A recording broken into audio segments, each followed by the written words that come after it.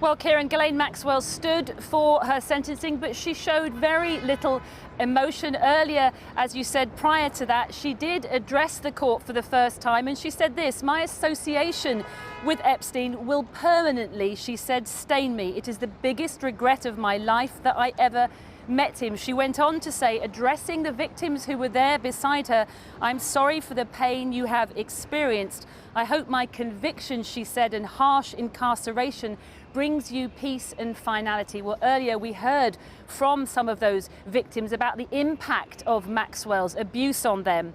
The self-loathing over the years, the shame, the panic attacks and the night terrors. And I'll leave you with the words of Virginia Giuffre, who you remember recently settled her civil case with Prince Andrew. Her lawyer read her statement out loud, in which she said, "Ghislaine, you opened the door to hell. Ghislaine, you deserve to spend the rest of your life in a jail cell. You deserve to be trapped in a cage forever, just like you trapped your victims." Well, we now know that Ghislaine Maxwell will spend the next 20 years in prison, and this is how she got here.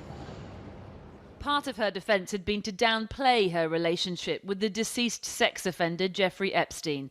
But photos discovered in his New York mansion convinced the jury the exact opposite was true. That Epstein and Ghislaine Maxwell were lovers for years, their rich and privileged lives deeply intertwined with royals like Prince Andrew and even the former president, Donald Trump. She was described by one witness as the mistress of the house, and by 4 female victims in court as the woman who recruited them and groomed them for abuse by her billionaire boyfriend. Maxwell enticed minor girls, got them to trust her, then delivered them into the trap that she and Epstein had set for them.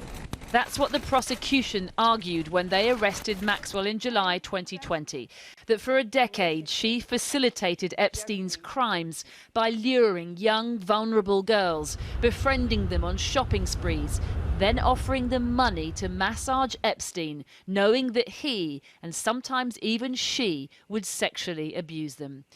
That's what one of the victims, Annie Farmer, who waived her right to anonymity, told the court, that she was abused not just by Epstein but by Maxwell when she was trafficked to his sprawling estate in New Mexico at the age of 16. Another victim, known only as Jane, said she was just 14 when she was first approached by the couple who befriended her at a summer camp for gifted young singers, but then forced her into sex acts, first at Epstein's Palm Beach home in Florida and then in his New York mansion.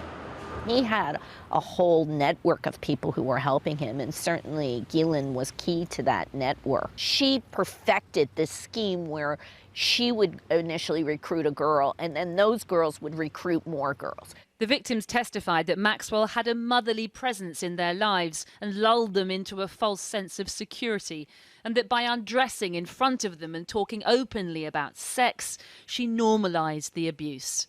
Sometimes Maxwell even arranged for the girls to be trafficked between Epstein's homes, including his island in the Caribbean, where abuse was also rife. Many of those children, now adult women, read impact statements today in court, knowing that decades later, Maxwell was finally being made to pay for her crimes.